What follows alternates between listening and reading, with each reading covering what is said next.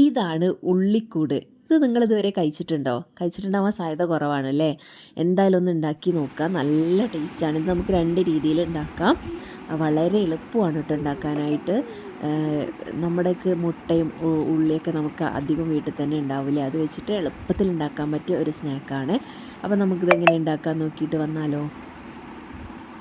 അപ്പോൾ അതിന് വേണ്ടിയിട്ട് ഒരു 3 സവാള നൈസാക്കിയിട്ട് കട്ട് ചെയ്തെടുത്തിട്ടുണ്ട്. അതിലേക്ക് ഒരു പച്ചമുളക് അരിഞ്ഞതും കുറച്ച് ഉപ്പും ഇട്ടിട്ട് നന്നായിട്ട് ഇതൊന്ന് മിക്സ് ചെയ്ത് കൊടുക്കുക. നല്ലതായിട്ട് ഇങ്ങനെ തിരുമ്മുക കേട്ടോ.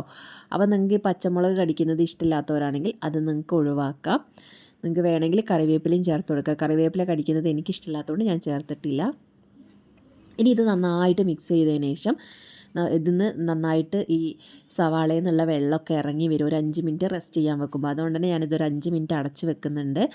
നിങ്ങൾക്ക് സമയമില്ലെങ്കിൽ അടച്ച് വെക്കണമെന്നില്ല. പക്ഷേ അടച്ച് വെച്ചാൽ കുറച്ചും കൂടി നല്ലതാണ്. സ്നാക്സ് കുറച്ചുകൂടി ടേസ്റ്റ് ആവും. ഇനി ഇതിലേക്ക് 5 മിനിറ്റിന് ശേഷം ഞാൻ കുറച്ച് മുളക് പൊടി, കുറച്ച് മഞ്ഞൾപ്പൊടിയും ചേർത്ത് നന്നായിട്ട് മിക്സ് ചെയ്ത് കൊടുക്കുന്നുണ്ട്.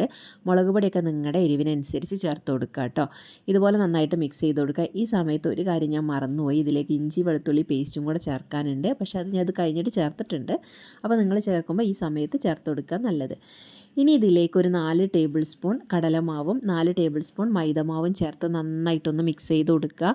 അപ്പം ഈ ഉള്ളിയിൽ നിന്ന് ഇറങ്ങിയ വെള്ളത്തിൽ തന്നെ ഇത് ഏകദേശമൊക്കെ മിക്സായിട്ട് കിട്ടും. ഇനി എന്തെങ്കിലും വെള്ളത്തിന് കുറവുണ്ടെങ്കിൽ കുറച്ച് വെള്ളം കൈകൊണ്ടൊന്നും തളിച്ച് കൊടുക്കുക കേട്ടോ. ഒഴിക്കരുത്. കാരണം വെള്ളം കൂടിപ്പോയാൽ നമ്മുടെ സ്നാക്സിന് ടേസ്റ്റ് ഉണ്ടാവില്ല. അപ്പോൾ ഞാനിതാ കണ്ടോ, അപ്പോഴാണ് ഞാൻ ഇഞ്ചി വെളുത്തുള്ളി പേസ്റ്റ് ചേർക്കാൻ ഓർത്തത്. അപ്പോൾ നിങ്ങൾ മറന്നു പോയാലും ഇതുപോലെ എപ്പോഴെങ്കിലുമൊക്കെ ചേർക്കുക. എന്തായാലും ചേർത്ത് കൊടുക്കണേ. എന്നിട്ട് നന്നായിട്ടൊന്ന് മിക്സ് ചെയ്ത് കൊടുത്തിട്ട് ഇതിലേക്ക് ഇപ്പോൾ വെള്ളത്തിൻ്റെ കുറവുണ്ടായിരുന്നു. അപ്പോൾ ഞാൻ കൈ കൊണ്ടൊന്ന് കുടഞ്ഞു കൊടുത്തിട്ടുണ്ട് വെള്ളം. എന്ന് നന്നായിട്ടൊന്ന് മിക്സ് ചെയ്തെടുക്കുക. അപ്പോൾ ഈ ഒരു പരുവത്തിനാണ് നമുക്ക് മാവ് വേണ്ടത് കേട്ടോ. ഇനി ഇതിലേക്ക് ഒരു കാര്യം കൂടെ നമുക്ക് ചേർക്കാനുണ്ട്. ഒരു നുള്ള അപ്പക്കാരം ചേർക്കണം. ഇതാ ഇത്രയും മതി. ഇത് നിങ്ങൾ എന്തായാലും ചേർക്കുക കേട്ടോ. അപ്പോൾ സ്നാക്സിനൊരു നല്ലൊരു സോഫ്റ്റ്നെസ് കിട്ടും. ഇനി ഇതിലേക്ക് നമുക്ക് ആവശ്യമായിട്ടുള്ളത് മുട്ടയാണ്. മുട്ട പുഴുങ്ങിയത് അതുപോലെ 2ആയിട്ട് കഷ്ണങ്ങളാക്കുക. എന്നിട്ട് നമ്മുടെ കൈ ഒന്ന് നനച്ച് കൊടുക്കുക, അല്ലെങ്കിൽ എണ്ണ തേച്ച് കൊടുക്കുക. എന്നിട്ട് ഇതുപോലെ എടുത്ത് ഒന്ന് പരത്തിയിട്ട് ആ പകുതി മുട്ട എടുത്തിട്ട് ഇതുപോലെ വെച്ച് കൊടുക്കുക. എന്നിട്ട് 2 സൈഡിൽ നിന്നും 4 സൈഡിൽ നിന്നും ഇങ്ങനെ കവർ ചെയ്ത് കൊടുക്കുക കേട്ടോ. ഇതാണ് നമ്മുടെ സ്നാക്സിൻ്റെ ഷേപ്പ്. അപ്പോൾ ഇത് വേണമെന്നുണ്ടെങ്കിൽ നിങ്ങൾക്ക് മൊത്തത്തിൽ കവർ ചെയ്യുകയും ചെയ്യാം കേട്ടോ.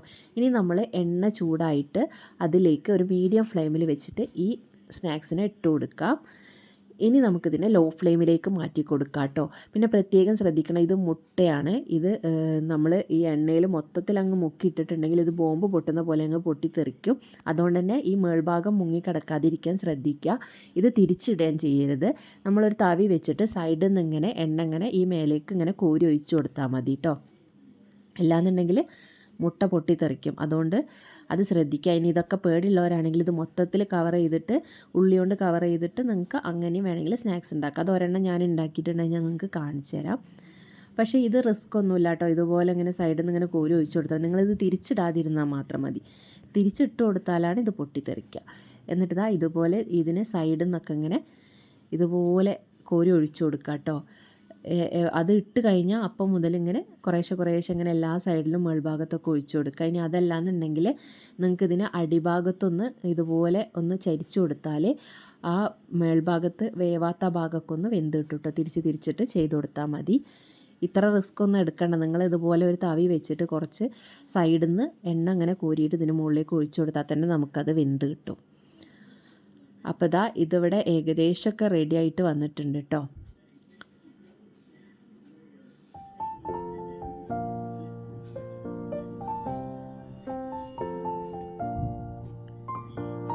അപ്പോൾ നിങ്ങൾക്ക് ഏതാണോ എളുപ്പം, അപ്പോൾ എണ്ണ കോരി ഒഴിക്കുന്നതാണ് എളുപ്പം എന്നുണ്ടെങ്കിൽ അങ്ങനെ ചെയ്യുക, അല്ലെങ്കിൽ ചരിച്ചു കൊടുക്കുന്നതാണ് എളുപ്പം എന്നുണ്ടെങ്കിൽ അങ്ങനെ ചെയ്യാം കേട്ടോ. അപ്പോൾ ഇതിവിടെ റെഡി ആയിട്ടുണ്ട്. ഇനി നമുക്കിതിനെ കോരി മാറ്റാം. അപ്പോൾ ഞാനിതിവിടെ കോരി മാറ്റിയിട്ടുണ്ട്. കാണാൻ നല്ല ഭംഗിയില്ലേ? അതേപോലെ തന്നെ കഴിക്കാനും നല്ല ടേസ്റ്റ് ആട്ടോ. ഇതിപ്പോൾ നമ്മൾ ഉള്ളി മൊത്തത്തിൽ കവർ ചെയ്തിട്ട് മുട്ടയിൽ കവർ ചെയ്തെടുത്തതാണ്. അപ്പോൾ നിങ്ങൾക്ക് ഏതാണോ എളുപ്പം അതുപോലെ ചെയ്യാതാവുമ്പോൾ മുട്ട പൊട്ടിത്തെറിക്കൊന്നുമില്ല. ഇപ്പോൾ നമ്മുടെ ഉള്ളിക്കൂട് ഇവിടെ റെഡി ആയിട്ടുണ്ട്. അപ്പോൾ എല്ലാവരും ഒന്ന് ട്രൈ ചെയ്ത് നോക്കുക. നല്ല ടേസ്റ്റാണ്. അപ്പോൾ നിങ്ങളൊന്ന് ട്രൈ ചെയ്ത് നോക്കിയിട്ട് കമൻറ്റ് അറിയിക്കുക. ഞാൻ എപ്പോഴും നല്ല ടേസ്റ്റാന്ന് പറയുന്നതിൽ നിങ്ങൾ ട്രൈ ചെയ്ത് നോക്കിയിട്ട് അഭിപ്രായം അറിയിക്കുന്നല്ലേ. ഇപ്പോൾ ഇതാ ഞാനിത് മുട്ട മൊത്തത്തിൽ കവർ ചെയ്ത അതുണ്ടല്ലോ, അതും കൂടെ ഞാൻ കാണിച്ചു തരാം. ഇത് മൊത്തത്തിൽ മുട്ടയിൽ നമ്മൾ ഈ ഉള്ളി മൊത്തം കവർ ചെയ്തതാണ് കേട്ടോ. ഇത് നോക്കിയേ, നല്ല അടിപൊളിയല്ലേ. അപ്പോൾ നിങ്ങൾക്ക് ഏതാണോ എളുപ്പം അതുപോലെ നിങ്ങൾ ചെയ്യുക. രണ്ടായാലും ടേസ്റ്റ് ഒന്ന് തന്നെയാണ്. ഒരു പ്രാവശ്യം ഒന്ന് ട്രൈ ചെയ്ത് നോക്കുക, എന്നിട്ട് നിങ്ങൾ കമൻറ്റ് അറിയിക്കുക.